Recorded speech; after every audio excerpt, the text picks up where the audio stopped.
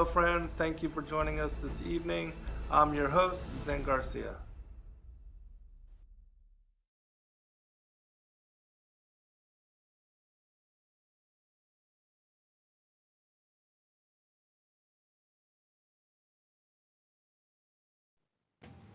Hello and welcome, everybody, and thank you for joining us again for another live broadcast. I am your host, Zen Garcia. This is Secrets Field here on Truth Frequency Radio, and I'm honored to be joined by my son this evening as we continue our introspection into the Illuminati Secret Covenant and protocols, which, interestingly enough, just a couple of days ago, I heard Justin actually talking about the Georgia Guidestones and that there had been an incident and that they seem to be no more. So let me invite Justin on, and can you tell us a little bit more about that? Yeah, well, first off, welcome everybody, and thank you, Dad, for having me back on for another awesome study through the Illuminati Secret Covenant. We're going to definitely get through a lot of really interesting material tonight that definitely does tie right into the whole New World Order that has a lot to do with what was written on the Georgia Guidestones, as we found out 2 years ago when we had our conference and we all went up there to Elberton, Georgia, and you know read verbatim what was written on there, and then joined hands and prayed against the New World Order at that area. And now to see 2 years later, apparently somebody blew a portion of it up, and then construction crews or demolition crews went out the next day and demolished the rest of it. So exactly what happened, Wow. there's a lot of speculation, but the GBI, the Bureau of Investigation here in Georgia, uh, they determined that it was somebody that blew it up, and they have footage of somebody running away and driving away, or they have footage of somebody like leaving a large bag there and then driving away from the scene before the explosion. So who knows? What we do have to be careful about, though, is how we talk about things like this, because it Yeah. is a criminal act that does carry a 20-year prison sentence with no patrol. I mean, no parole. Excuse me. And so, we do not encourage anyone to do such things, to do like BLM did for 2 years of destroying national monuments and things like that, because it is against the law. And the Most High, when He returns, He'll destroy all those things. And as we know, vengeance is His, right? But it is Yes. interesting, and we do somewhat celebrate the fact that this thing was destroyed, right? The whole Ten Commandments for the New World Order, the guiding commandments for an age of reason, as it was self-proclaimed. You visit there, they say those are just guiding principles for the age of reason. It's really interesting now to see that they were destroyed. I don't know. A lot of people are speculating a lot of different things. Some people say, CERN was fired up, and now all of a sudden, it blew up. What's the coincidence? Is it a coincidence, or is it causation? There that they booted up CERN, and maybe there was a demon that went and destroyed it, or some particle, flew straight into the guide. So I don't know what exactly it is. It is interesting that the timestamp did have a 33 in it, which a lot of people point out. And there's a lot of course, as everything that's going on in the news, a lot of things that can be fabricated, and we don't say that we do know exactly what happened or what.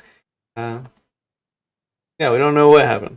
And the only thing that we really proclaim as absolute truth is the Creator's love for you and for all of the creation that He made. and we proclaim his love for us is so great that he incarnated into this world as the only begotten Son of the infinite Creator. He came into this world that he created, and he died on the cross for the wages of all of our sins to redeem us.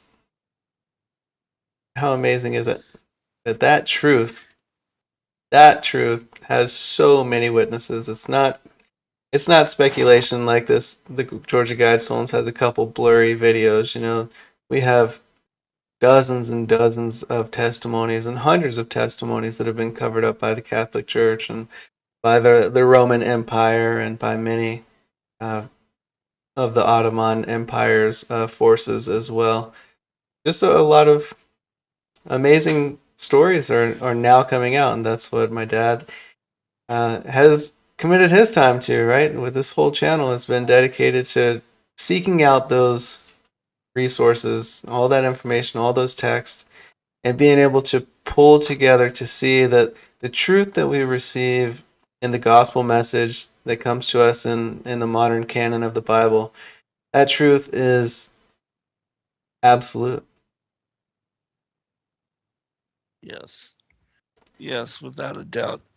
And like Justin said, we do not in any way encourage violence or speaking out in violent manner against the New World Order or government or anything of that manner.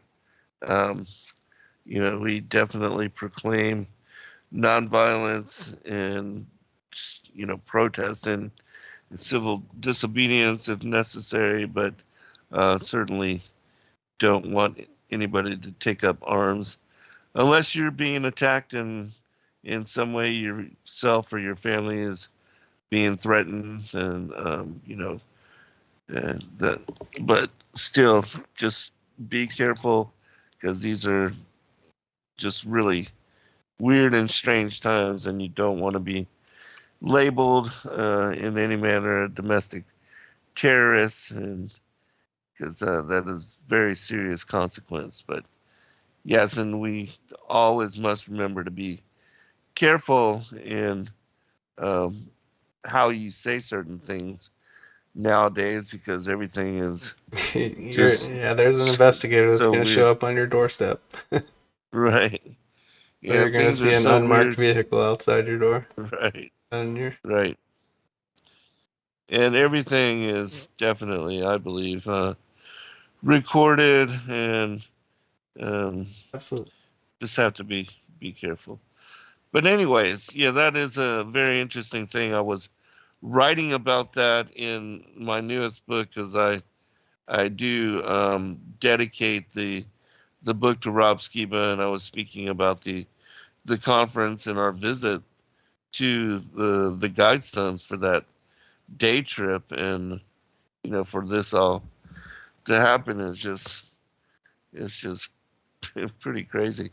But at least we were able to go out and to visit it and to see it and to share that experience with our listeners and to have them also become familiar with the guiding principles that were written there that idealistically if you didn't know that the New World Order was the strong arm of the guiding and global elite, then you might actually be swayed into believing it's a good thing when of course nefariously we know that it is not, and we know that by the writings that they themselves have put out and the information that we are even reading in this study, which we will continue to do. But really quick, wanted to ask you, how is Joy and Eliana? They're good?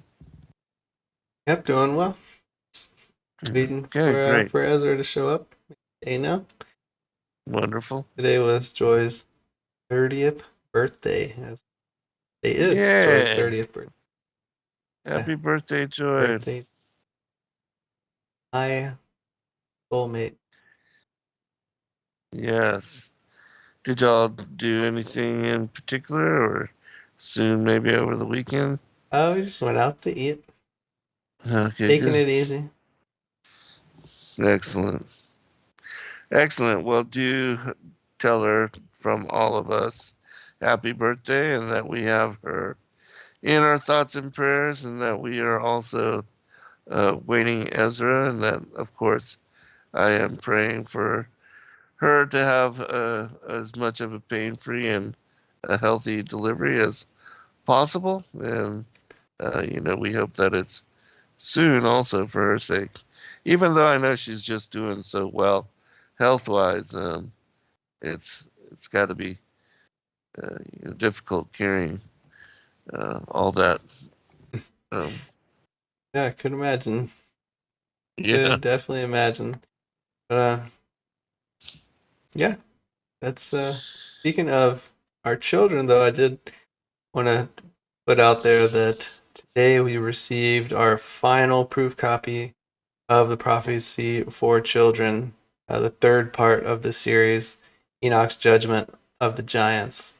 And really looking forward to getting that one out there. That one is available at sacredwordpublishing.com. You can see the whole Prophecy for Children series there. And the third one is about Genesis chapter 6, or Enoch chapter 6.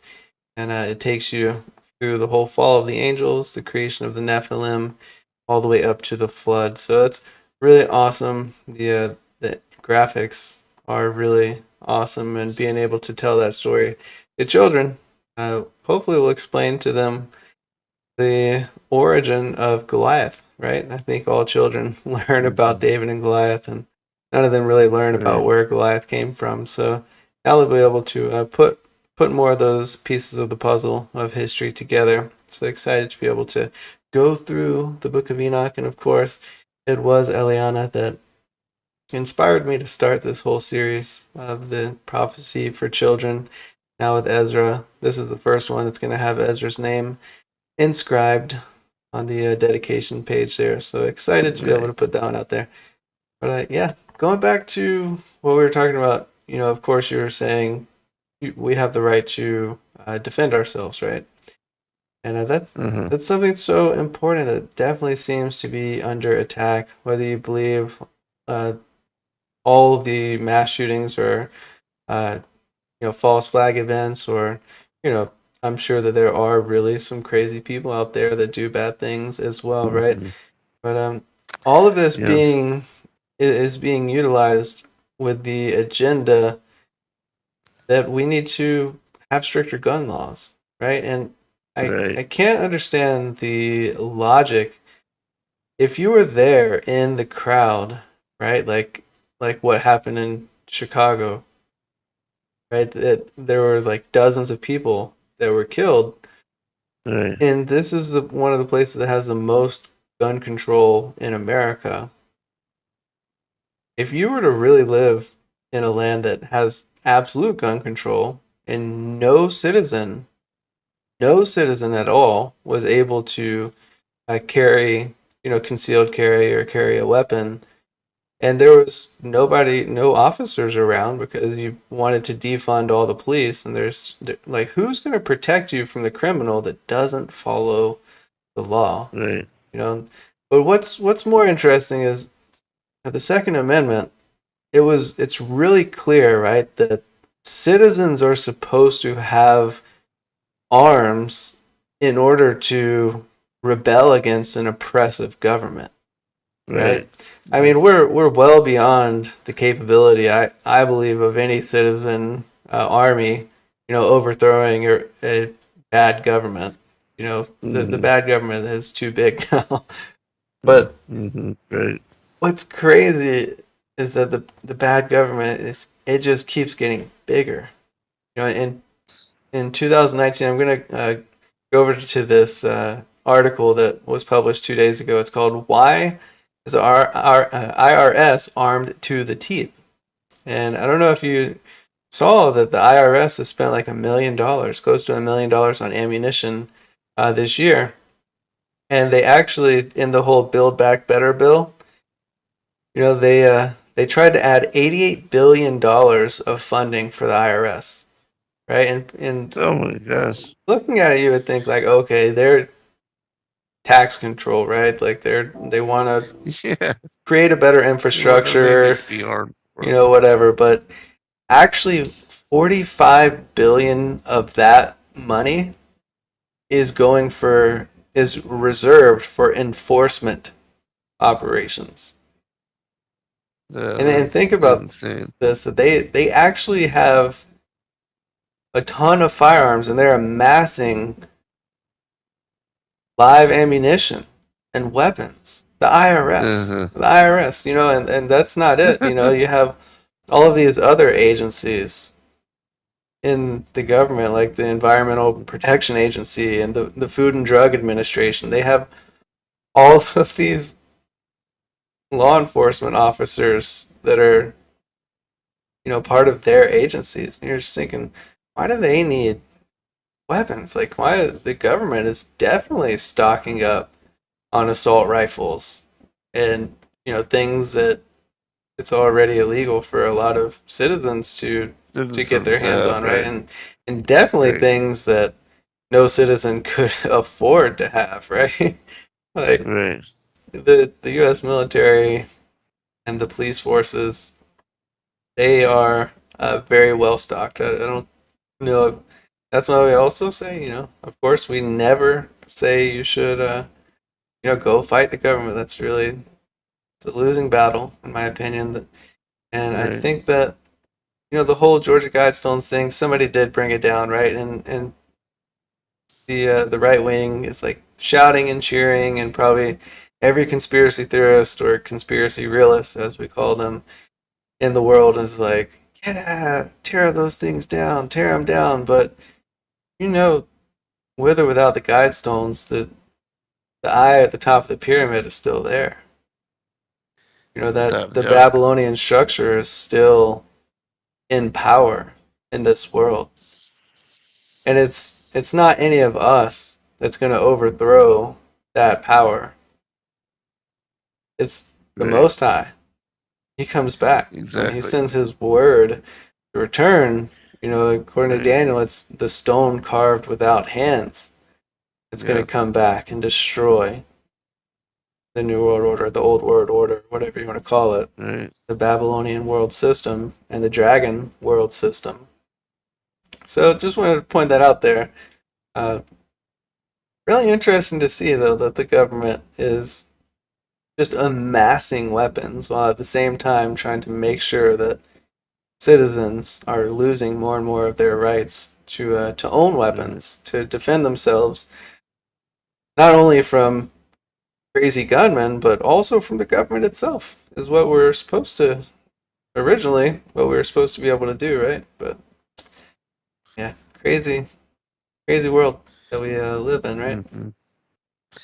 Yeah, that was actually another thing that I wrote about is that, it will be the Messiah and the return because according to scripture, unless the days be shortened, there should be no flesh left, but for the elect's sake, the days will be shortened. And so without a doubt, we see in the vision of Daniel as well that it is the stone which the builders rejected that became the head cornerstone, and that is the Messiah. The prophecy is that he was rejected as Savior Messiah by his own people, and the Gentiles then being grafted in.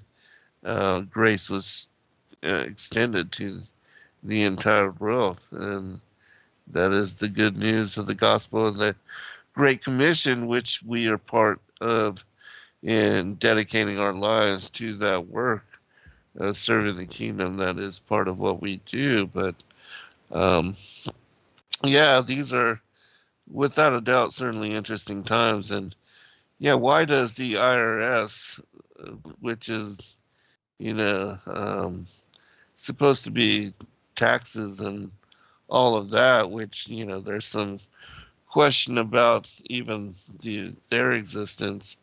Um, but why would they need all of those weapons? And it just goes to show that we have the militarization of the police force here in America, as well as the extension of things like Homeland Security, and that has all been contrived since 9/11 and has been expanding even since the false flag attacks of the Oklahoma City bombing and all of that, which was also an inside job once you look at and examine. Um, but that's just part of what we are examining, what we're studying, and I think we should continue. We were at I wanted to bring up one more thing. sure. Maybe we can get What were we, started right Protocol after 3, the right? first. Right? Yeah. Yep. Right. Um, this is just kind of a venting session as well for Mm-hmm. some of the things that have been going on. There's a lot of news that's been Lot. coming out, right? A lot of things that have been going on, and one I think we probably already touched on was Roe v. Wade being overturned. Yes. And we have to Prayers, guys. clarify this. It's a great thing. It's amazing. It's awesome that Mm-hmm. we now see that restrictions can be placed on abortions. Yeah. And it's crazy that because we think that it's a good thing, we're actually hailed as evil. Right. And I actually got called basically a Satan worshiper this week for supporting the overturning of Roe v. Wade. So let's just lay out the groundwork for this. Roe v. Wade, before Roe v. Wade, there were already abortions. There were already like medically necessary procedures to save mothers' lives. There were, some children have like ectopic pregnancies, things like that, or some mothers have ectopic pregnancies where the fetus is just not viable. It's not going to survive, and it's just going to cause issues with the mother. So they do procedures that are considered abortions, and things like that happened before Roe v. Wade. What Roe v. Wade did was take away the state's rights to restrict abortions. So that means that after Roe v. Wade, anyone who wanted one could get one. So they had to work through loopholes in order to even try to restrict it to like not being, after a certain week. Mm-hmm. All right, but anyways, so with that ground laid out, now we're back at that time where things are going to be restricted. So all of the wild Gen Z and millennials, and of course your generation and all the hippies that were getting knocked up because they had a wild lifestyle that were just getting abortions. Now they can't do it so easily because now you actually have to have a reason to get an abortion, not just because your child is unwanted and because it inconveniences you. No. In order to take a life, you have to have, a medically necessary reason in some states, right? Of course, in other states, they're not going to put those restrictions on. Right. So, the liberals shouldn't be too upset. They can just go to, their home states that they've taken over and, do what they want to do over there. But I'm glad for some conservative states that we're able to do what's right, because that is judgment is absolutely coming for that. But all right, I wanted to read this. It's something that was written, that was shared, and it got a lot of likes and hearts, and of course it was shared all over the place. And I just wanted to read this because it might upset you, but this is mindset of the enemy and of those that have been deceived by the enemy. It says, quote, "If you're a Christian who's happy about Roe v. Wade getting overturned, I'd like to remind you that the purpose of your religion is not to judge or condemn others. It's not your job to police or control other people. Your job as a Christian is to evangelize through your actions and way of life.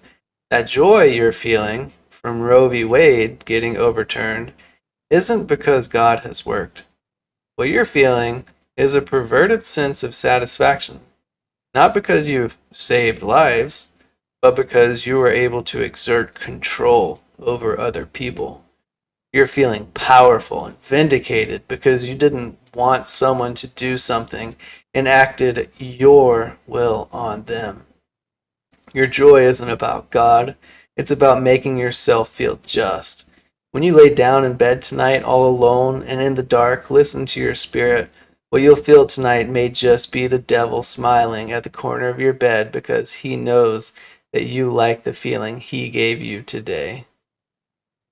Oh my gosh. Insanity, right? That is ridiculous. So I had to just make one comment just to represent. I'm not trying to start an argument.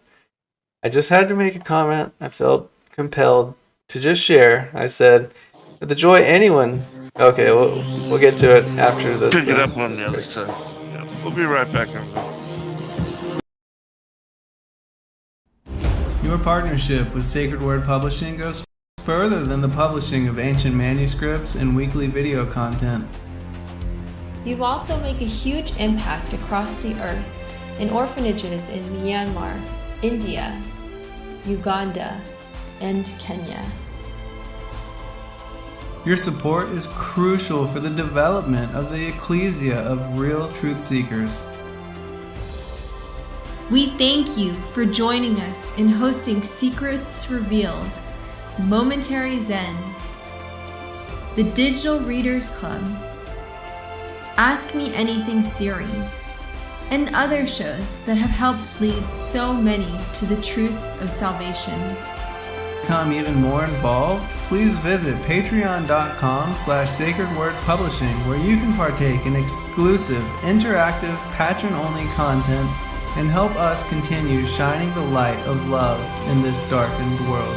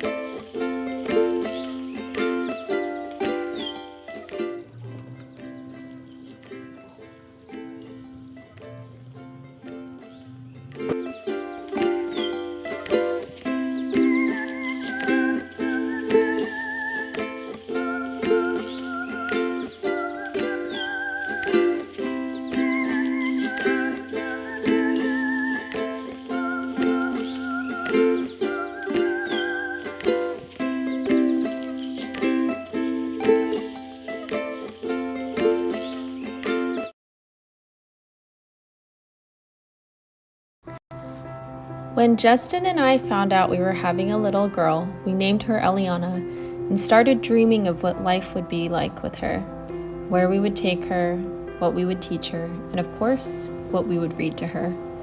One day we walked around a bookstore looking for books we might want for her and found nothing. So we started brainstorming what exactly we would want.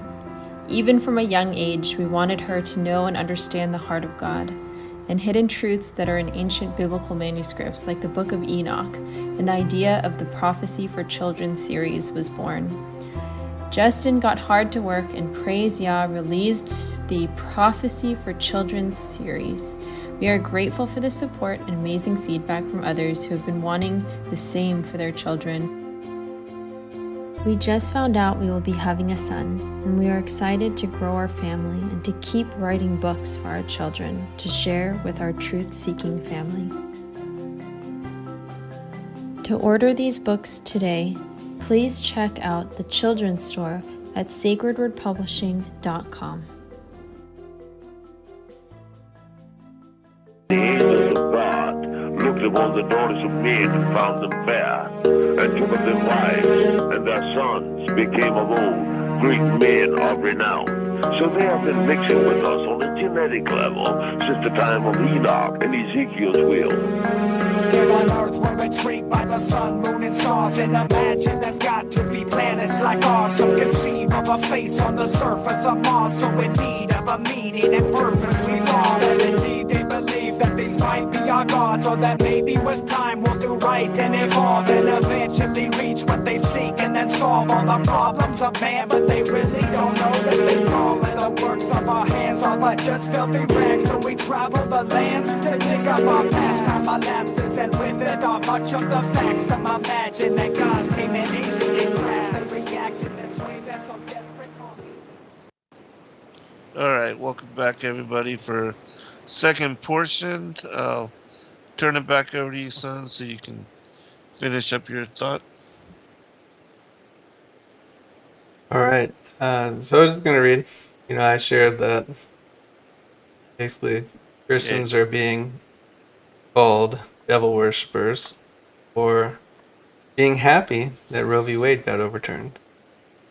Right, so I said, the joy that anyone receives from this decision, from the thought of children getting the right to life, who otherwise would have been murdered, dismembered, asphyxiated, or poisoned in their mother's womb. Right? It makes sense, right? That's why Absolutely. I have joy, not because I'm holding somebody down in restraints like that, like what they're saying. It's so crazy how the left thinks. But of course, somebody came in and responded. So you want me to share what they said, because this is the one that is absolute insane. And this is after this I'll get off of my step stool. Just had to get this off my chest. I just couldn't believe it. I couldn't believe that somebody said this to me. They said, Justin James Garcia, if you're as sure of your Lord's grace as your profile would indicate, those innocent children's souls will be received back into their Father's holy kingdom to live with him in everlasting peace. So what exactly are you saving them from? The chance to experience a life, you say? But a life at what cost? To possibly experience pain and suffering, and certainly even their own soul-tarnishing sin? Doesn't sound like a great of a chance for an unwanted child. Let's not sugarcoat it. That's what all aborted children are, unwanted by their own parents, no less. Sounds like, once again, you evangelicals can't keep your own story straight. How twisted is that concept that, you know what? Children, we shouldn't let any children be born, right? Because everyone's going to come into the world, and the world sucks. So, let's just stop having children. Let's just, annihilate all of humanity, right? According to this, according to this, that's like how a Christian should feel. I don't understand, what kind of nonsense is out there that people think that we think. Life is a gift, the opportunity to operate within this realm, to sow seeds for the kingdom, to operate in the kingdom. It starts in this world, starts in this life. I just can't believe that we're so hated. It's so sad that this person is like, you should just let us kill our children. Right. You should just let unwanted children be killed. Right. That's a woman's right to choice. Right? That's part of her body. I she can't do with it whatever she wants. Can't believe it. Yeah. Really. Well, scriptures showed us and told us that we would be hated, and that evil would be good and good would be evil. And certainly, no, I never expected it to get as twisted as it is.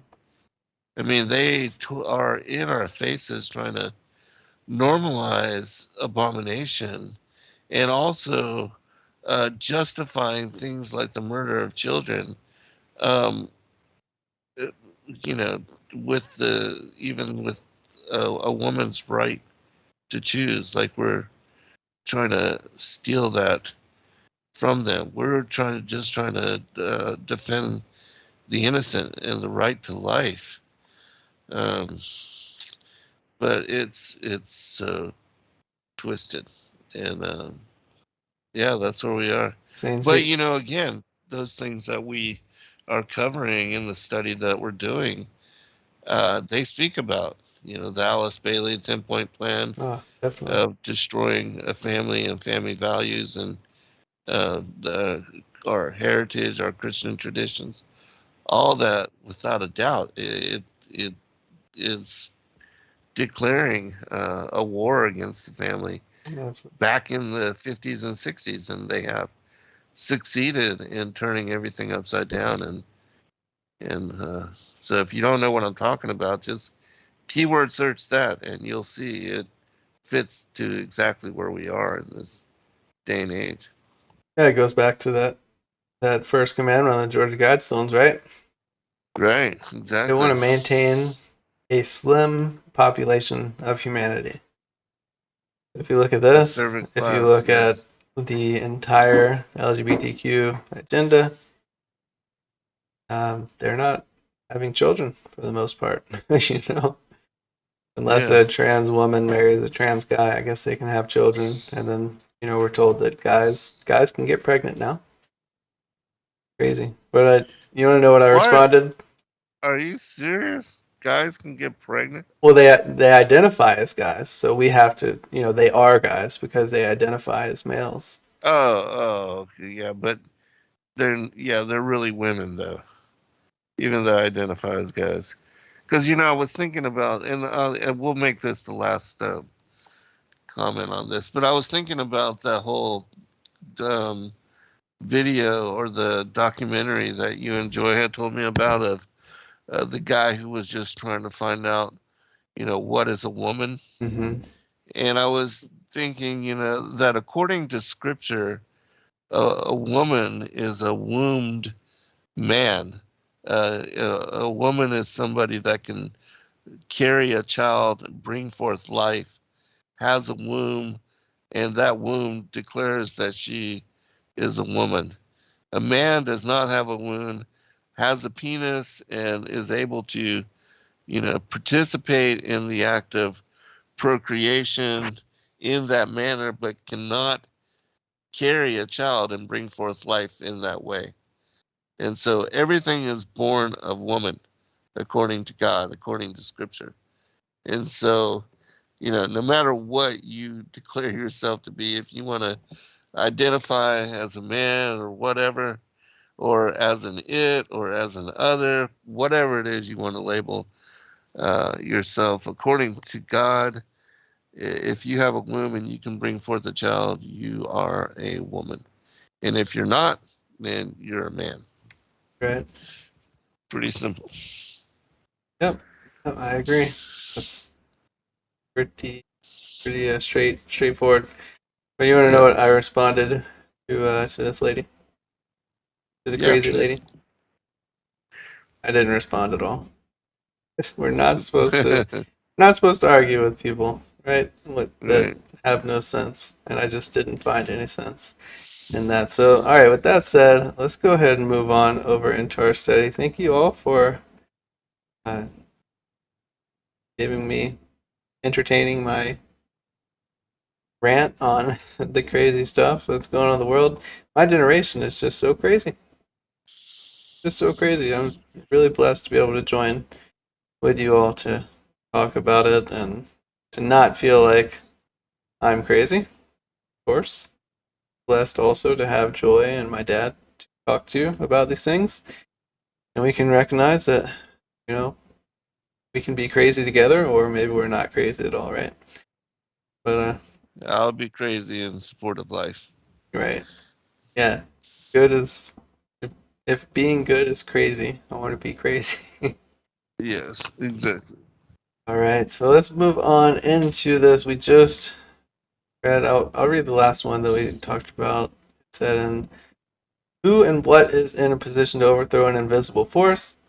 And this is precisely what our force is. Gentile masonry blindly serves as a screen for us and our objects, but the plan of action of our force, even its very abiding place, remains for the whole people an unknown mystery. So true. It's not in any castle. It's not at the Buckingham Palace. It's not the White House. It's not even at the Vatican. It's who knows where it is. Yeah, it's everywhere. Right? Hidden in plain sight, even. Yeah. But moving on, but even freedom might be harmless and have its place in the state economy without injury to the well-being of the peoples if it rested upon the foundation of faith in God, upon the brotherhood of humanity, unconnected with the conception of equality, which is negatived by the very laws of creation, where they have established subordination. All right, so here you got some like good mixed with bad, right?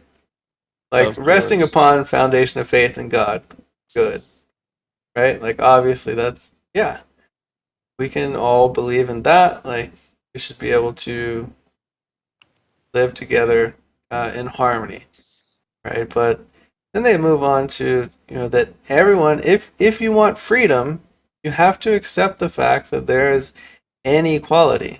Creation itself, according to this, has established subordination, has made them rulers. That's the whole divine right to rule, right? They believe they are destined to rule, we're destined to serve.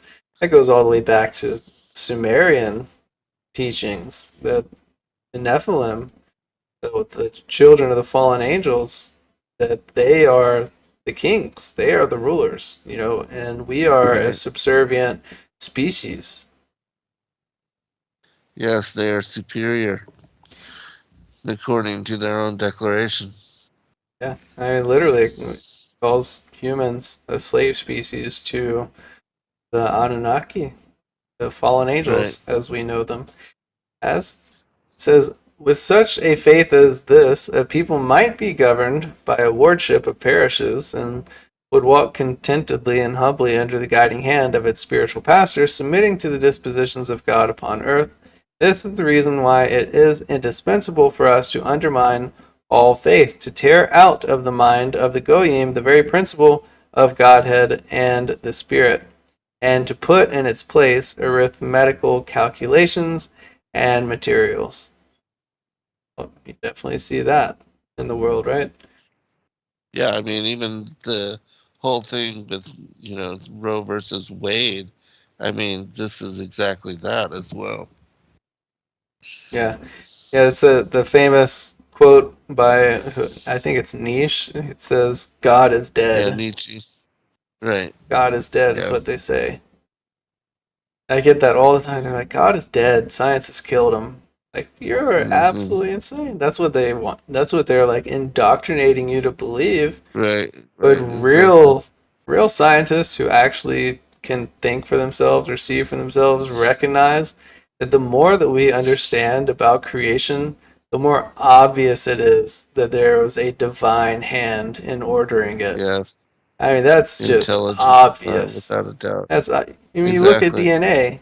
DNA is the most intricate thing like ever. It's so amazingly complex. It's like a book.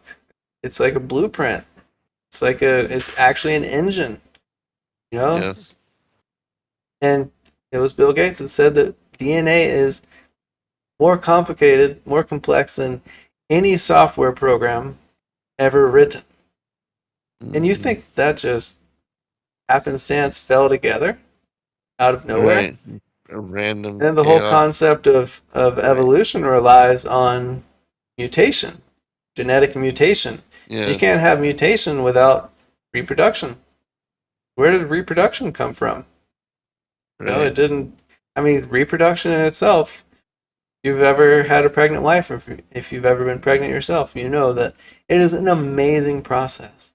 And every single part, every single second of that process is so crucial. Every piece, it's so complex, so intricate, and it's irreducibly complex. Just like all living organisms. It couldn't have just like come together randomly. It's literally a process that was established, that was designed and set into motion.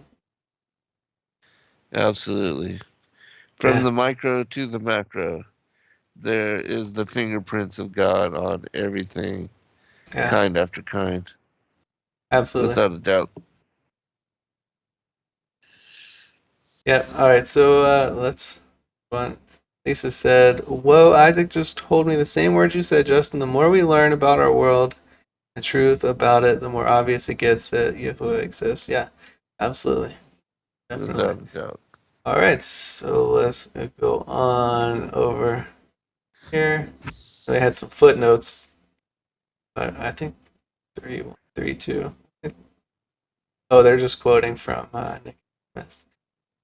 Passage about Nicodemus. So clearly, the editor of this text, a believer, and was trying to expose the hypocrisies in here by quoting these. So Yes. you can't get all the footnotes, of course, it's in the book, but let's move Right. on to the text itself. It says, in order to give the Goyim no time to think and take note, their minds must be diverted towards industry and trade.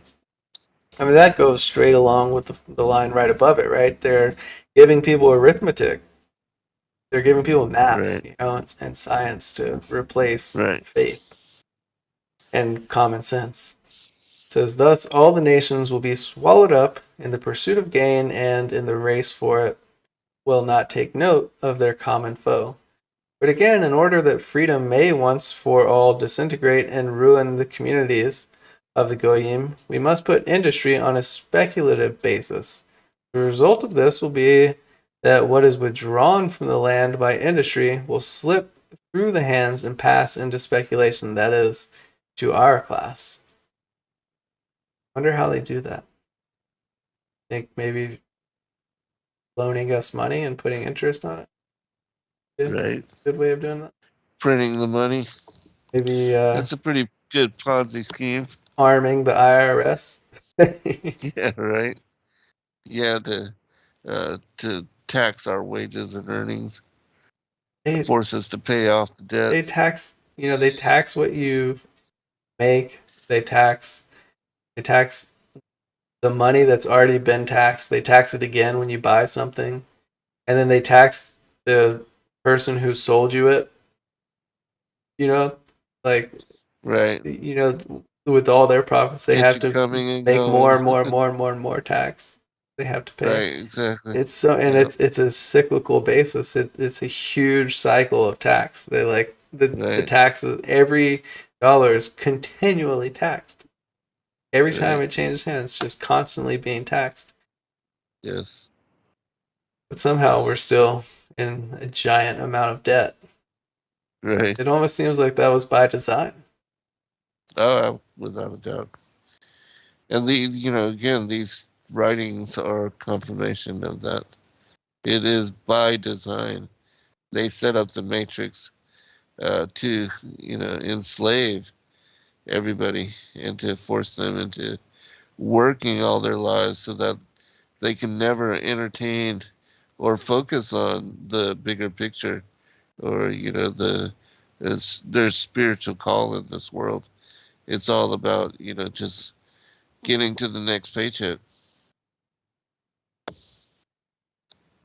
Really great points. As the intensified struggle for superiority and shocks delivered to economic life will create, nay, have already created, disenchanted, cold and heartless communities. And I'm sure, Matthew 24:12, the love of many will wax cold. Yeah. Right?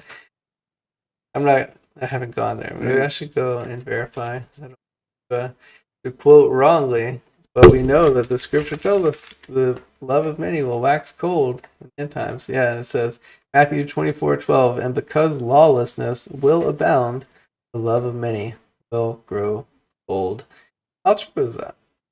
I mean, just what we were talking about earlier. People were saying, leave me alone to kill my babies if I want to. Right. Don't bother me. That's not cold. That Right. is the most cold, most callous. We're so cold one another. And moving on, such communities will foster a strong aversion towards the higher political and towards religion. Their only guide is gain, that is gold, which they will erect into a veritable cult for the sake of those material delights which it can give. Then will the hour strike, when not for the sake of attaining the good, not even to win wealth, but solely out of hatred towards the privileged, the lower classes of the Goyim will follow our lead against our rivals for power, the intellectuals of the Goyim. That seems so true, you know? You get people who are like really, really talented individuals, maybe people like Julian Assange, who learns how to get information that wasn't meant to get to be got, you know, or people that excel through the ranks and then learn something that they were trusted to know, but then they leak it out because they realize how corrupt it is. But they, you know, these are the intellectuals that break free from the matrix, right? That start thinking for themselves, and then also like white hat hackers. Divergent. Yeah. Yeah, the diversion. And then we're taught to think that these people are absolute evil, menace of the society. Got to get rid of them. But don't think about the leaders that are really in charge. All right, that was the end of Protocol 4. Move on to Protocol 5. Unless you wanted to make a comment real quick. Nope. All right. Let's continue. Do it. Despotism and Modern Progress. You want to read this one? Yep, sure. We get there. All right, Protocol 5, you said? Yes.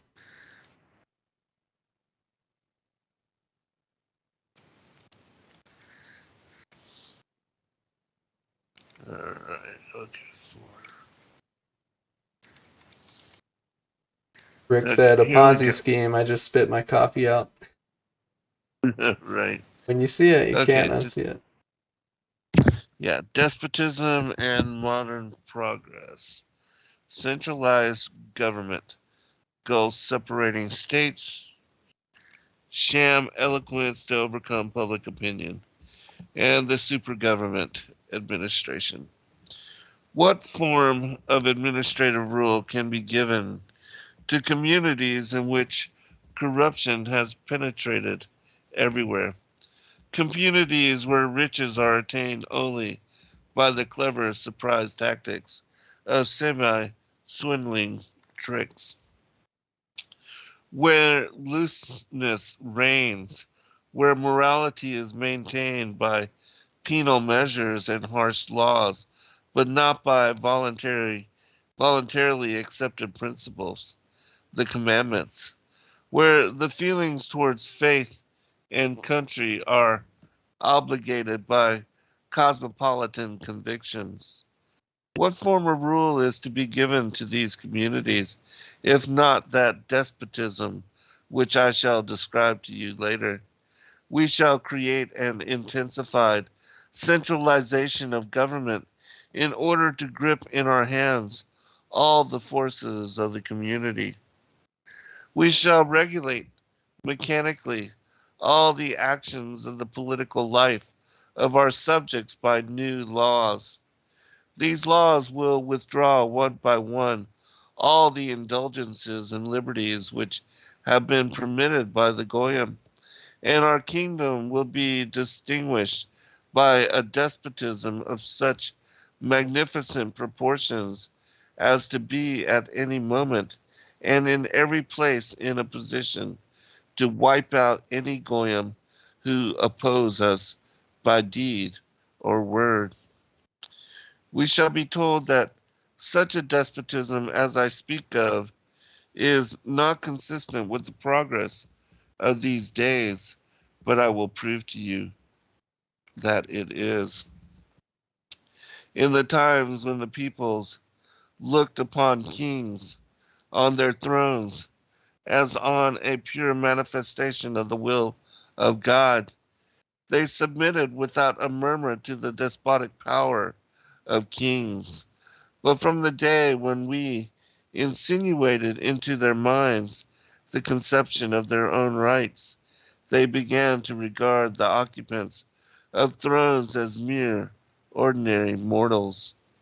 the holy unction of the Lord's anointed has fallen from the heads of kings in the eyes of the people.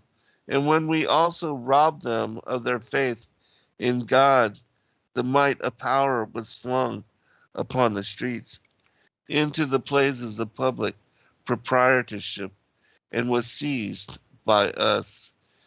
Make a comment here about how the kings over time, initially people believed them to be ordained by the Most High, and that they were given that power because it says within the scriptures that God chooses, those who are put into places of power, and so they accepted them as a divine appointment, especially, how Israel demanded a king for themselves.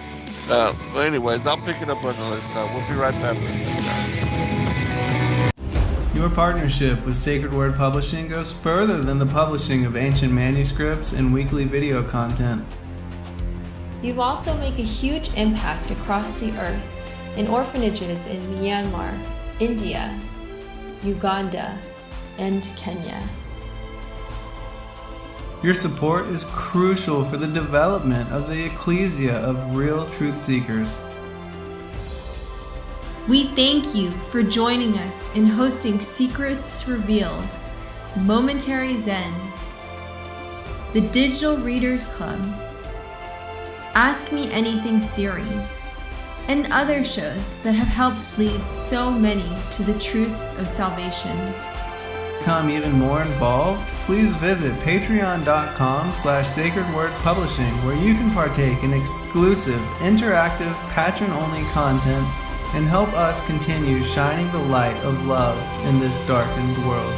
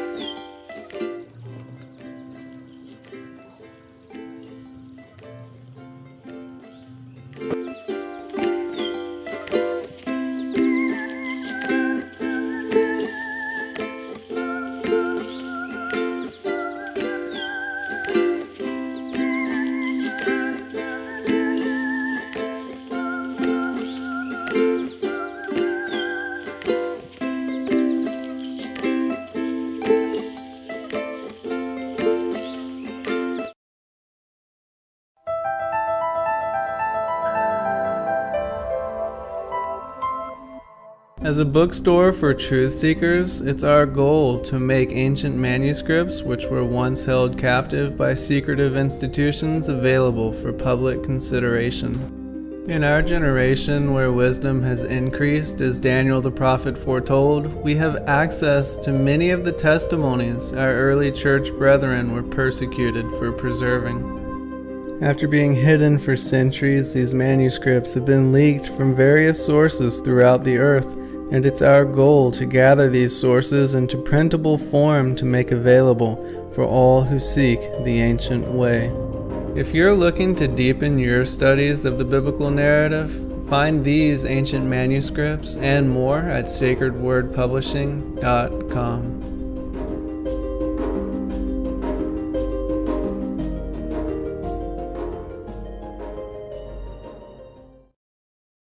One's obviously under heavy Masonic influence.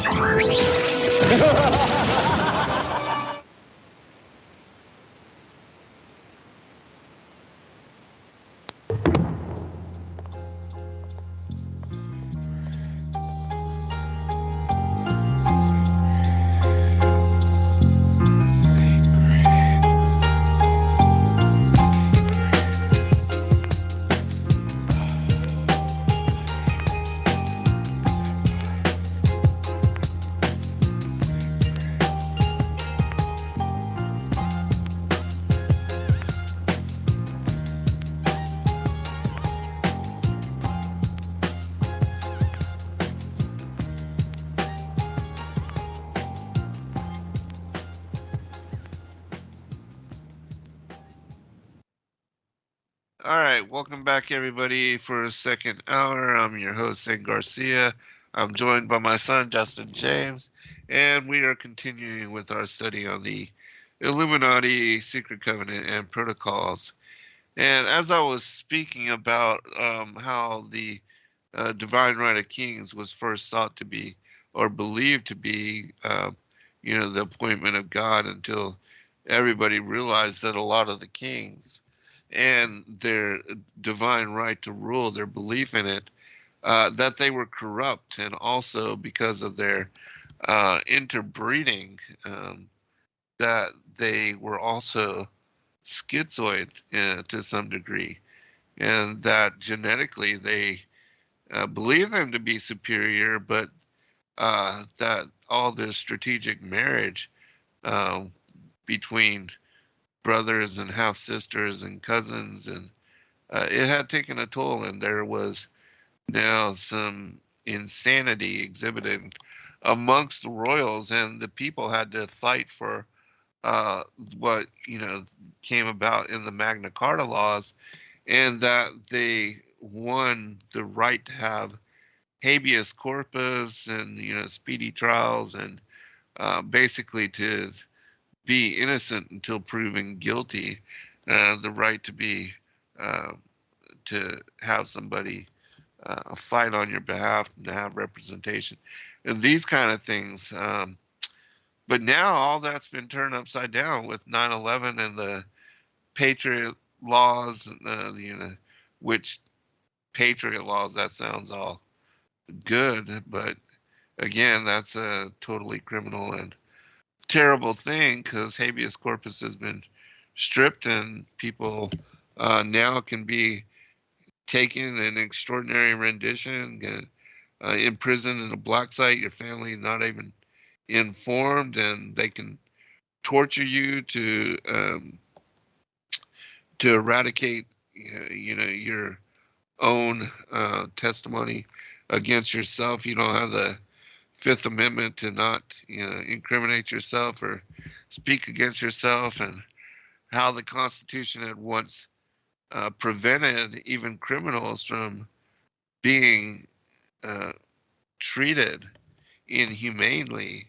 All that's gone the wayside now, and things are so insane that if you are labeled a Christian or a patriot or a whistleblower, you can be declared a domestic terrorist and tried in a military tribunal. It's the opposite of the whole regular judicial system with the right to trial by jury, all of that. So things are definitely weird, and just have to be wary of it. Justin, did you want to make a comment before we move on? I was going to comment up towards the top of this page. I was talking about, basically the communities, what form of rules should be given to them, right? And then it says very clearly, we shall create an intensified centralization of government in order to grip in our hands all the forces of the community. It said, what form of rule is to be given to these communities, if not that of despotism? So I had to go back. Thaddeus Fluegabile, sorry if I ruined that pronunciation, but he quoted in the chat the definition of despot. It is a ruler or other person who holds absolute power, typically one who exercises it in a cruel or oppressive. So that's important to understand words like that. Despotism. It's not just like like dystopian government. It's like dictatorship government. There's going to be a despot, that king, as the false one, sitting on top of it. And what I think is interesting, there's reference to the 10 Commandments, and what we see throughout this book is, like we read earlier, things that seem right for Christians, things that seem proper for believers, but when you understand who these people are, and when you see the reality of what's being prepared, it's not just the 10 Commandments that they would desire, or the law moving forward. What they have is the Noahide laws, and these are not Right. the 10 Commandments. These are based on Talmudism. And Yes. if you read those Noahide laws that are ready to be enacted all over the states, they call for beheading for blasphemers against the Creator or against God, who they consider to be God. Right. Fortunately, read the definition of who the blasphemers are. All Christians fall into that category. Yes. And it calls for the beheading. And you look at Scripture and you wonder why in the end times everyone's going to be beheaded. It seems kind of like an outdated Obvious. form of execution, right? But that's what it says. Then there's the connection, without a doubt. Yeah, and then you see all the guillotines that are in all of these Right. big, what are they? The camps, the FEMA camps that are spread out. And then you wonder, with the whole pandemic, what happened with all of these, the government moving in and buying up all of the Ingles and Publix lots that have gone under, and Walmarts and stuff like that. Right. All these huge shopping. There's an entire mall basically that has been deemed a site for getting snake bites. A hokey pokey. An entire mall, other than one little section of it, is actually a Korean market that Joy and I go to. It's a grocery store. But the rest of the entire mall is nothing except for this one spot that is a place to go get your jabs. And the government went in and they used a ton of the money that they passed in emergency acts to buy up all of this real estate. And when I walk through these places now, I just can't help but think of 10, 20 years in the future, maybe a couple years in the future, people are just going to be herded into these places like you see in all those movies of invasion or huge natural disasters. People are herded into stadiums and things like that. But when you have things like civil wars, which it definitely seems like it's being pushed as an agenda now, you put prisoners of war in these types of things. So just thought that was interesting. Right. But pass it back over to you. Yeah, we have to remember, that there was a time before World War II where a lot of that infrastructure that was utilized for concentration camps and to herd political dissidents and to put them through, the lines and provisions to where they could be kept in even, ghettos and in separate wards. All that was organized, and a lot of these places sat empty until they were utilized in the same manner that we see in this day and age. And so just be wary. All right, continuing. Number 4. Moreover, the art of directing masses and individuals by means of cleverly manipulated theory and verbiage, by regulations of life in common, and all sorts of other quirks, in all which the Goyim understand nothing, belongs likewise to the specialists of our administrative brain, reared on analysis, observation, on delicacies of fine calculation. In this species of skill we have no rivals, any more than we have either the drawing up of plans of political actions in solidarity. In this respect, the Jesuits alone might have compared with us, but we have contrived to discredit them in the eyes of the unthinking mob as an overt organization, while we ourselves all the while have kept our secret organization in the shade. However, it is probably all the same to the world who is its sovereign lord, whether the head of Catholicism or our despot of the blood of Zion, But to us, the chosen people, it is very far from being a matter of indifference, which they are not. Uh, I, Christ, know thy works and tribulations and poverty. He's quoting Revelation 2:9, which we know that is the synagogue of Satan. But thou art rich, and I know the blasphemy of them which say they are Jews and are not, but are the synagogue of Satan. All right. Continuing with 5. For a time, perhaps we may be successfully dealt with by a coalition of the Goyim of all the world. But from this danger we are secured by the discord existing among them whose roots are so deeply seated that they can never now be plucked up.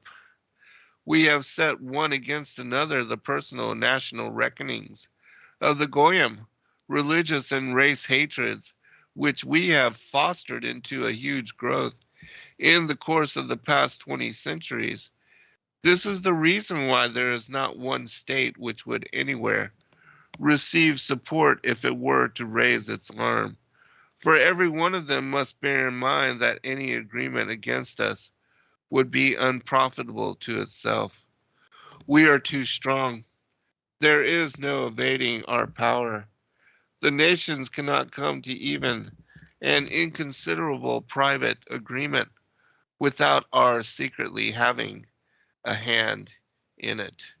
This reminds me of that whole quote speaking about how even the president and others, when they speak about the New World Order, they speak about it only in hushed whispers. I forget the exact quote right now, but people should know what I'm talking about. And if somebody knows what I'm speaking about, if you'll post it in the chat room, we'll bring it up. But I'm going to continue. I was gonna make one Sure. mention Go real right ahead. quick. Anytime you want to make a comment, just stop me and interject. I just thought it was really interesting how they clearly identify the Catholic Church as a different, powerful organization, right? Whoever these people are. Uh, And that's really interesting to me because in Revelation, we're told that there are 3 unclean spirits, like frogs, that are the devils that go forth to bring about the end times. And one of them comes out of the beast, one of them comes out of the dragon, and one of them comes out of the false prophet. So you have like 3 different world organizations, and I always am trying to identify exactly who those are, right? So it's interesting that you have Catholicism, right? We everyone knows, whether in this book they're saying that they've painted the Catholic system as being bad, right? We know that they actually have done a lot of bad history, right? Oh yeah, without a doubt. According to the text, the books, and the testimonies that we receive, they've done some bad things, but there's also another organization here, which are the Zionists. So we see maybe dragon and false prophet here, or beast and false prophet. I think that is really interesting, and what's really interesting is how they operate together, in my opinion, because the Catholics now are somewhat at the behest of the Zionists, right? They kind of, I guess they're actually, Catholics are more like liberal Western society. Zionists are more like looking for a dictatorship through their Messiah. But I wonder if the false Zionists, the Synagogue of Satan, has their Antichrist. I mean, it's pretty clear that the Catholics are going to hail that as the Messiah, right? Mm-hmm. Yeah, and it's not just the Catholics, but we also have the Imam Mahdi that is being looked for and waited, and will be held as their particular savior, Messiah. So a lot of the New World Order groups and secret societies do have where they are waiting for what we would call the Antichrist. And it's brought forth even in these writings here. They're waiting for this king despot, that they're going to install this king despot and give over the world government, and the rule of that which is international, and national sovereignty being destroyed, is a world government, a one world order. And so that would be global, or quote unquote global, which we know is a false concept, but we use it to make fun of the globalists anyways. But and so yeah, there's a lot, but I do think you're absolutely right that Catholicism, even the Knights Templar, and there's a bunch of secret societies and secret orders, the Knights of Columbus. There's even the Order of the Dragon, the Order of the Snake, all these different groups which have association, in my opinion, and allegiance to the feathered serpent, which is Satan. And that even the Order of the Dragon, that's connected to Revelation 12. So these kind of things, Mystery Babylon, which, again, is a worldwide conspiracy. So it's not just limited to a certain people or a certain government or a certain nation or a certain group, but that, the Satan wears all masks, and that they've infiltrated all organizations and all governing structures, as they say in their own words within these documents. But definitely there are certain groups that you can, without a doubt, connect as being part of the Synagogue of Satan. Those who say they are Jews but are not, as Christ outs them, that they are the assassins of the prophets, things like that. And the Jesuits are also part of that conspiracy, as are the Mormons, that they are also a secret society that is part of this conspiracy. So lots of groups. Shadow government. Yeah, thank you, Lisa, for taking care of that. I wanted to share one dream that was shared by Stevie DeStefani. They said, I had a weird flash one time in the something years ago, 30 years ago, that I was being beheaded by a guillotine. I was not scared, but thought it was a relief. It's really interesting. I've had a lot of those similar types of dreams. I know you had a dream like that one time, right, where you were taken before the image of the beast, and they were telling you worship it, right, or you would be beheaded. Right. Yeah, I've had a lot of dreams in similarity to those kind of things. I've even seen war here on American shores and things like that. And I don't share everything. Of course, you're my family, so I tell you.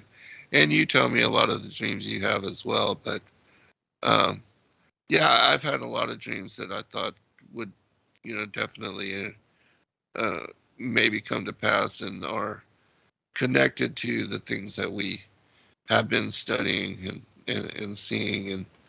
And of course, I pray not, and I don't want for Eliana and Ezra, and also for you and Joy and others.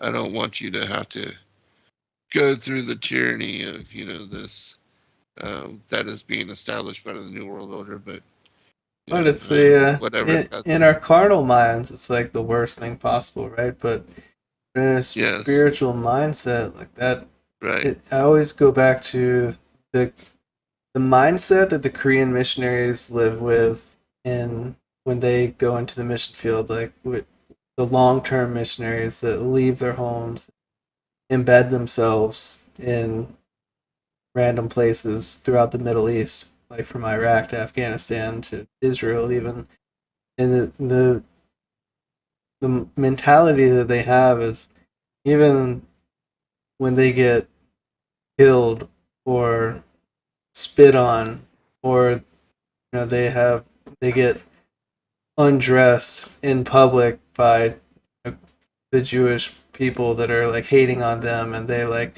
they're like stripping them naked to bring shame on them. The mindset that they have, like, hallelujah, glory to God. If we suffer in this world, it's great. Yeah. It's so great. I struggle to have that mindset, right? But Right. that ideally, that's like how we should feel about it. And I think that Stevie, that feeling of relief that you had when you you were going to be beheaded, right? And you felt relief. I had a dream last week that was, there was going to be like gas attacks. I don't remember exactly what it was, but there were gas attacks. And I remember thinking like, oh yeah, definitely, like, we're about to get hit by gas. Like, oh, it's gonna suck, dying from a gas attack, but whatever. Like, kind of indifferent about it. Right. Like, to live is Christ, die is gain. Yes. I really pray that we can bring up Eliana and Ezra to have that mindset even more than we do. Mhm. Yes, I agree, and I know that these things are prophetic and that it is inscribed within the Word, but still, I pray for any day of peace and Oh, I definitely, joy that we're able to share and absolutely, to have and to be able to take part in is, another day of great blessing, and so we thank the Lord for that. so true. Yes. All right, let's continue. 6. It is through me that kings reign, and it was said by the prophets that we were chosen by God Himself to rule over the whole earth. God has endowed us with genius that we may be equal to our task. Were genius in the opposite camp, it would still struggle against us. But even so, a newcomer is no match for the old established settler. The struggle would be merciless between us, such a fight as the world has never seen. And the genius on their side would have arrived too late. All the wheels of the machinery of all states go by the force of the engine, which is in our hands. And that engine of the machinery of states is gold. The science of political economy, invented by our learned elders, has for long past been giving royal prestige to capital. Capital, if it is to cooperate untrampled, must be free to establish a monopoly of industry and trade. This is already being put in execution by an unseen hand in all quarters of the world. This freedom will give political force to those engaged in industry, and that will help to oppress the people. Nowadays, it is more important to disarm the peoples than to lead them into war, more important to use for our advantage the passions which have burst into flames than to quench their fire, more important to eradicate them. The principal object of our directorate consists in this: to debilitate the public mind by criticism, to lead it away from serious reflections calculated to arouse resistance, to distract the forces of the mind towards a sham fight of empty eloquence. In all ages, the people of the world, equally with individuals, have accepted words for deeds, for they are content with the show and rarely pause to note in the public arena whether promises are followed by performance. Therefore, we shall establish show institutions which will give eloquent proof of their benefit to progress. We shall assume to ourselves the liberal physiognomy of all parties, of all directions, and we shall give that physiognomy a voice in orators who will speak so much that they will exhaust the patience of their hearers and produce an abundance of oratory. In order to put public opinion into our hands, we must bring into a state of bewilderment. All right, we'll be right back, everyone. Your partnership goes further than the publishing of ancient manuscripts and weekly video content. You also make a huge impact across the earth in orphanages in Myanmar, India, Uganda, and Kenya. Your support is crucial for the development of the ecclesia of real truth seekers. We thank you for joining us in hosting Secrets Revealed, Momentary Zen, the Digital Readers Club, Ask Me Anything series, and other shows that have helped lead so many to the truth of salvation. To become even more involved, please visit patreon.com/sacredwordpublishing, where you can partake in exclusive, interactive, patron-only content and help us continue shining the light of love in this darkened world.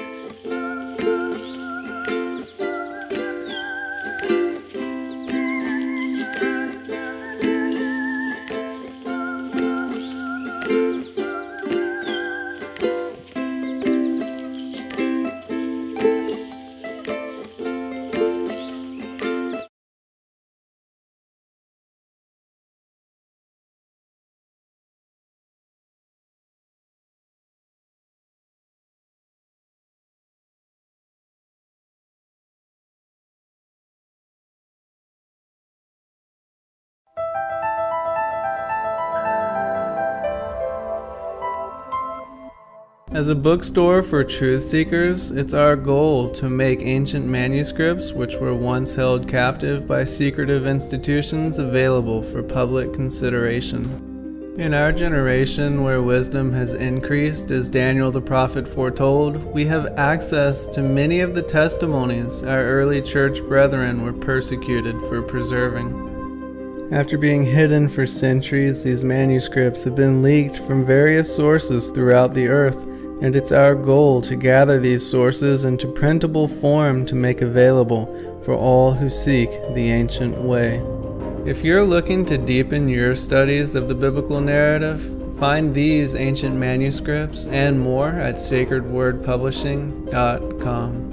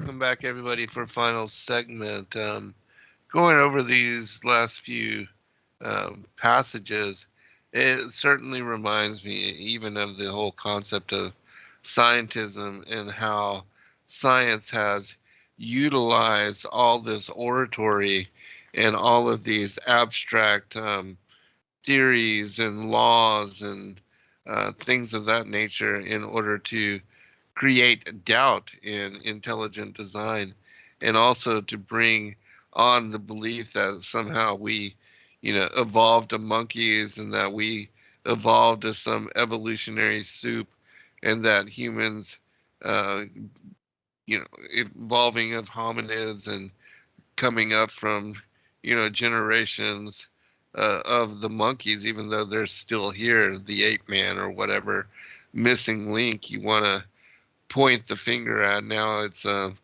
whole theme that the extraterrestrials seeded us and mixing with us, the ancient gods, these dragon lords, that they created humanity, and so that's the new missing link. But there's always some strange and elaborate explanation to downgrade intelligent design and to try to throw people off from the veracity and authenticity of the word.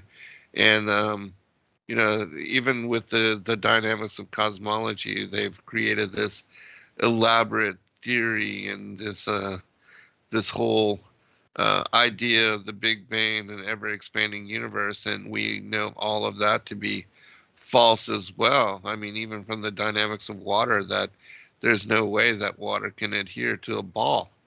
It must be contained.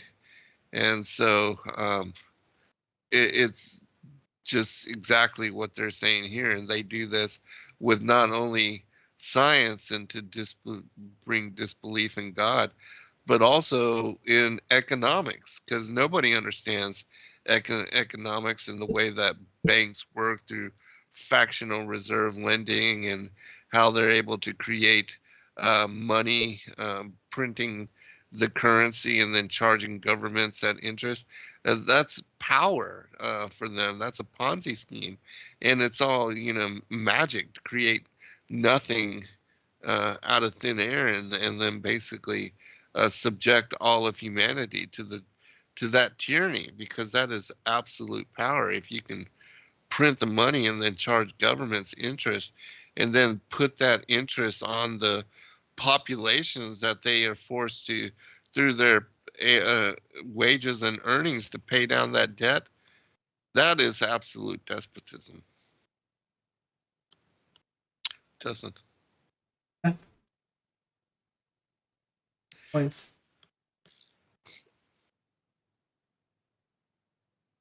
I was reading an article about how the gas that was released by Biden from the U.S. strategic reserves ended up in China. Yeah, it makes me think all this. It's like sitting at home eating from your emergency food supply and not going out to work, get more food. Is basically what we're doing. We're refusing to get more oil. We're refusing to pump for more oil here, and of course Russia is off limits now. We can't get oil from there. The places that we get oil from have told us that they can't increase their output. Right. And now we're just taking from our reserves. To me, it seems really like they're just getting ready to stop using oil altogether. I mean, that's definitely got to be part of their whole green plan, right? Right. They're just trying to make it impossible for us to use oil. I can't comprehend the logic, but I mean, there's got to be some reason that they're utilizing all of our reserves. Yeah, well, again, it just seems insane that we would be doing that.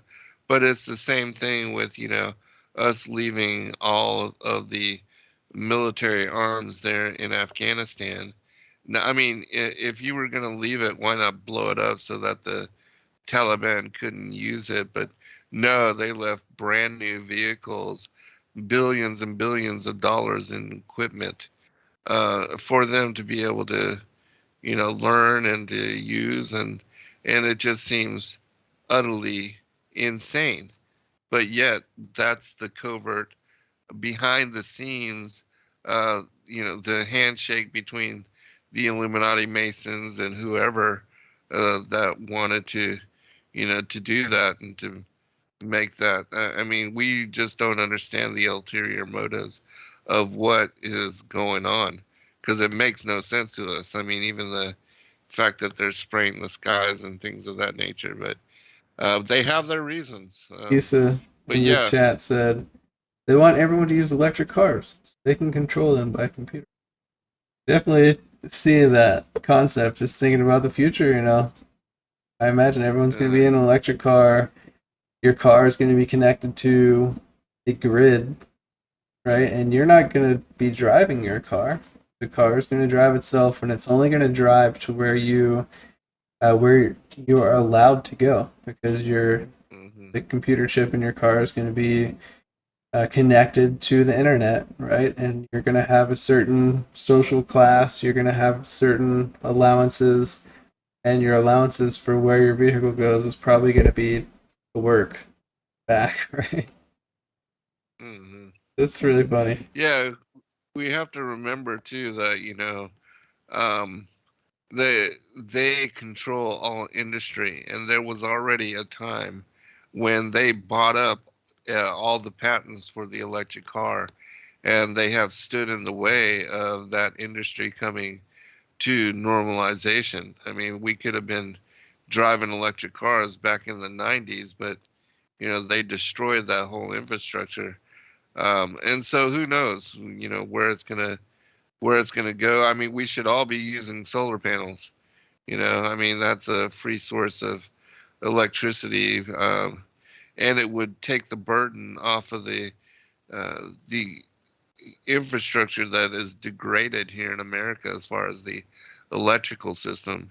And even now out in the Southwest, there's not even enough water levels to run the electrical systems in Hoover, at the Hoover Dam and the Glen Canyon Dam.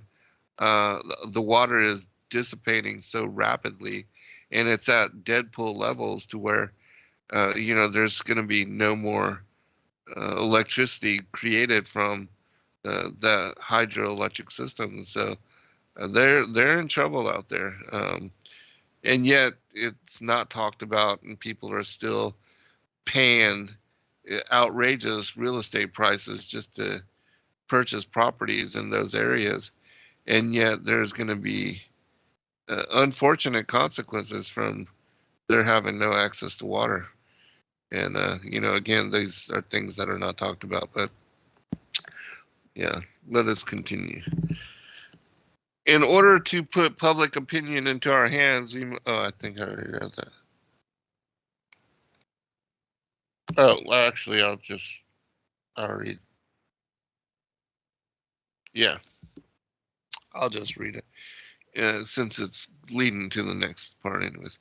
In order to put public opinion into our hands, we must bring it into a state of bewilderment by giving expression from all sides to so many contradictory opinions, and for such a length of time as will suffice to make the Goyim lose their heads in the labyrinth and come to see that the best thing is to have no opinion of any kind in matters political, which it is not given to the public to understand, because they are understood only by him who guides the public. This is the first secret. You'd think that The second, that phrase, don't talk about religion and politics, that's like part of the agenda, right? Like, don't even absolutely. Don't even think about. Yeah. Don't talk about it All with it does anyone. is cause division. All it does is cause, ruckus and fights and Why even talk about it? Yeah, no. Yeah, absolutely. That's part of the agenda. And they are the ones that create the hype and the animosity on both sides to where, people would rather just not even go there. As they said, this is the first secret. The second secret, passage 11, the second secret requisite for the success of our government is comprised in the following: to multiply to such an extent national failings, habits, passions, conditions of civil life, that it will be impossible for anyone to know where he is in the resulting chaos, so that the people, in consequence, will fail to understand one another. This measure will also serve us in another way, namely to sow discord in all parties, to dislocate all collective forces which are still unwilling to submit to us, and to discourage any kind of personal initiative which might in any degree hinder our affair. There is nothing more dangerous than personal initiative. If it has genius behind it, such initiative can do more than can be done by millions of people among whom we have sown discord. We must so direct the education of the Goyim communities that whenever they come upon a matter requiring initiative, they may drop their hands in despairing impotence. The strain which results from freedom of actions saps the forces when it meets with the freedom of another. From this coalition arise grave moral shocks, disenchantments, failures. By all these means we shall so wear down the Goyim that they will be compelled to offer us international power of a nature that by its position will enable us without any violence gradually to absorb all the state forces of the world and to form a super government. In place of the rulers of today, we shall set up a bogey which will be called the super government administration. Its hands will reach out in all directions like nippers, and its organization will be of such colossal dimensions that it cannot fail to subdue all the nations of the world. And that, without a doubt, is the one world order, political, economic, religious institution that Albert Pike had dreamed about establishing all the way back in the 1800s. And these protocols also were written during that time. So, they are seemingly prophetic. See this, right? Like you see who the modern day Zionists are. You see Yes. those who are aligned with them. You see those who are against them. All of the mobs. They call them mobs, right? Yes. Another word you could probably call them are tribes. All the tribes of Afghanistan and all those nomadic lands over there in the Middle East. Those are enemies to the Zionists, right?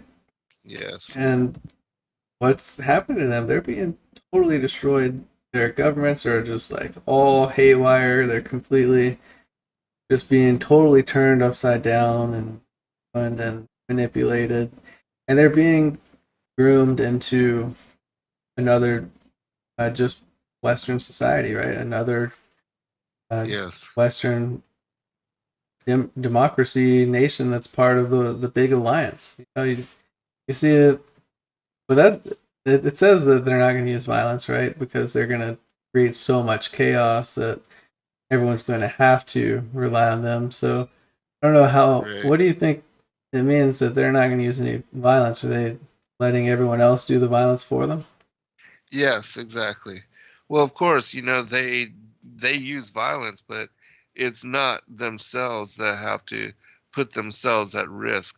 It's the order out of chaos, and they always let the cannon fodder.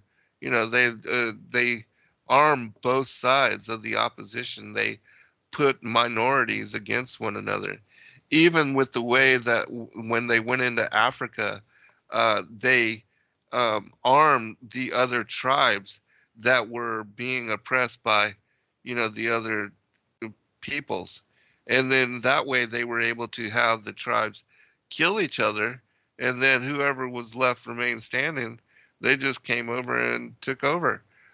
Even with the conquistadors, I mean, this has always been the strategy. The conquistadors, they came in and decimated all of the Aztecs and the Mayans and the Indians that were living in South America and Central America using these same tactics.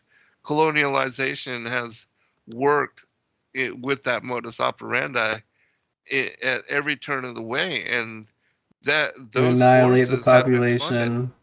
Yes, You yeah, you exactly. make subservient those who Right. are left. You erase their culture, and you have them Assimilate. assimilate into yours, right?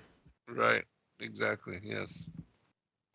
That's always the way of it, and it's been successful for thousands of years. So why would you change anything? I mean, Yeah, it's interesting.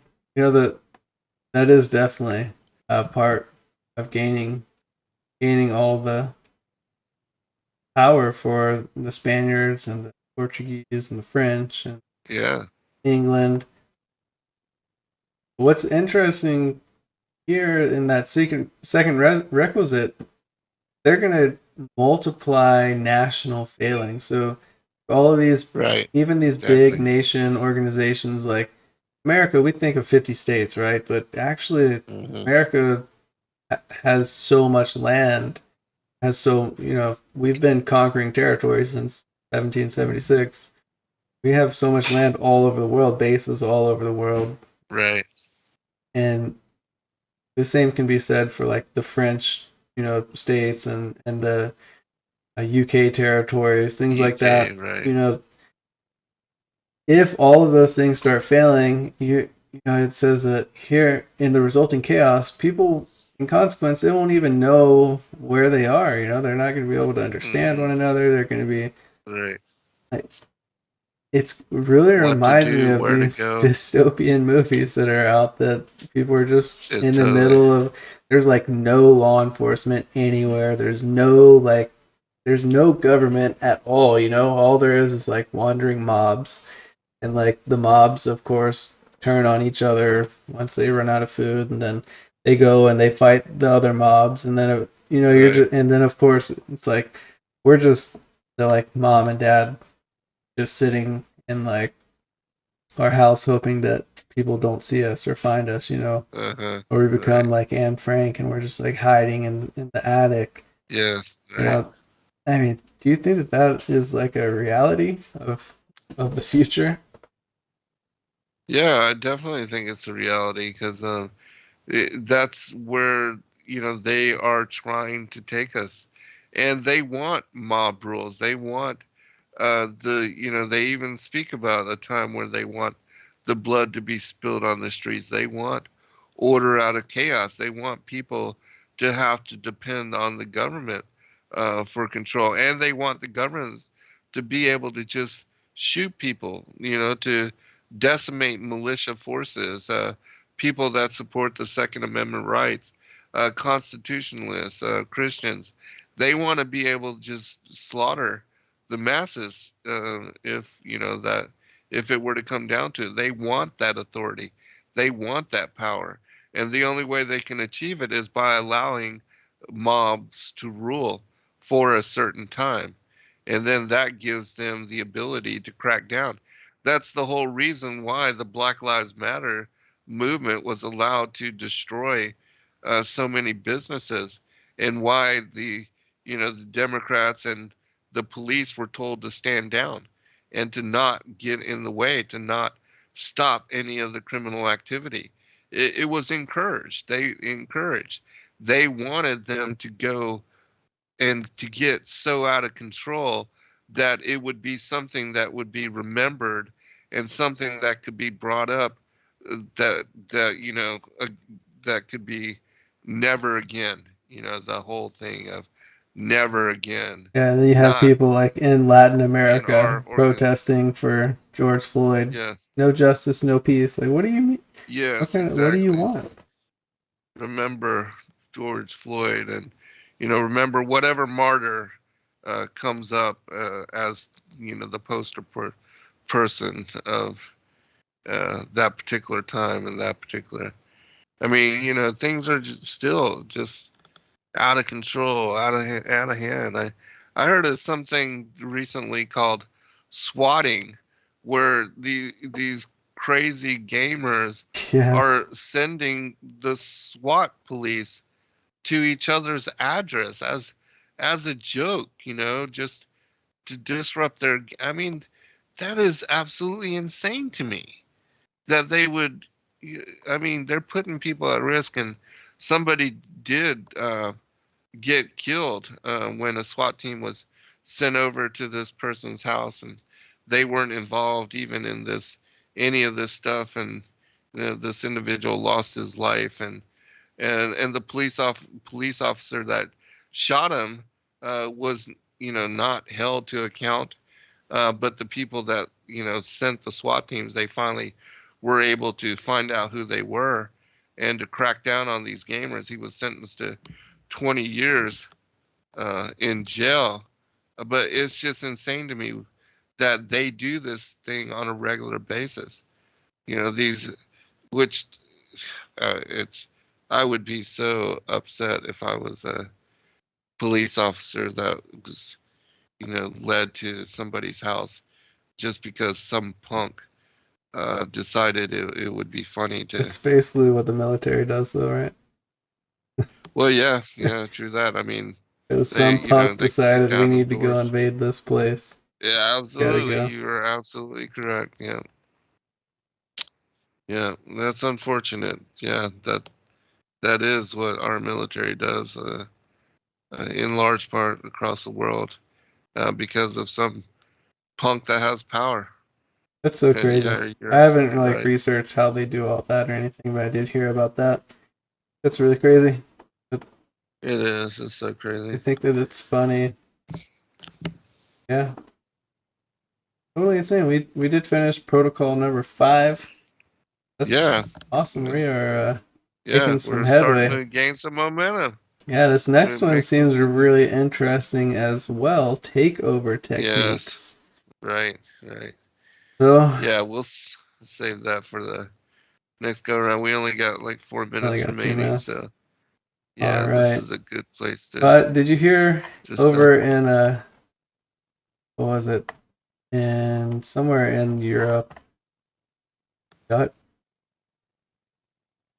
What is Dutch? Is that like Netherlands or something like that? Deutschland? Yeah, Netherlands. Yeah, okay. So Dutch farmers, the government over there announced that basically 30% of the farms are going to be shut down because of their nitrogen output. They're trying to, become green. So they are shutting down their farms. And the farmers, joined together for protests and stuff, and they got shot at by the police. Oh my gosh, really? Yeah. Nobody died, but they were like shooting at the tractors and stuff that they had brought just to like make a point, like, nope, it's gonna happen. But that's just another sign. I don't know, we go back to the Georgia Guidestones. Right. Everything that's written on there is so eerily like happening. It's like such a part of an agenda that's really manifesting as essential for everything that we do.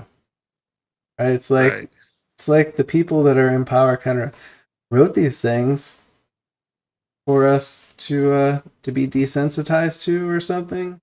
And even the liberal news stations that are covering how it was destroyed, they're saying that they never say it was a bad thing. They never say there were bad commandments.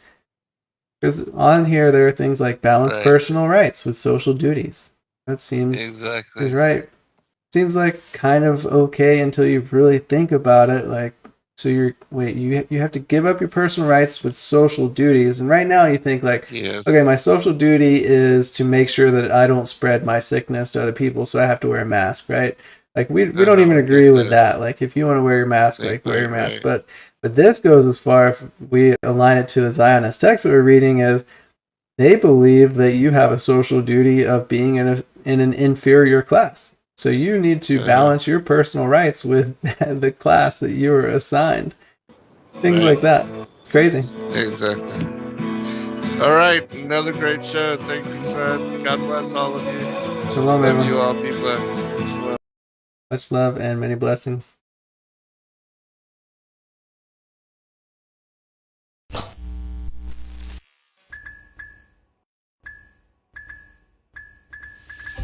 Thank you everybody for joining us for this video and this broadcast. We appreciate all of you and thank you for your patronage.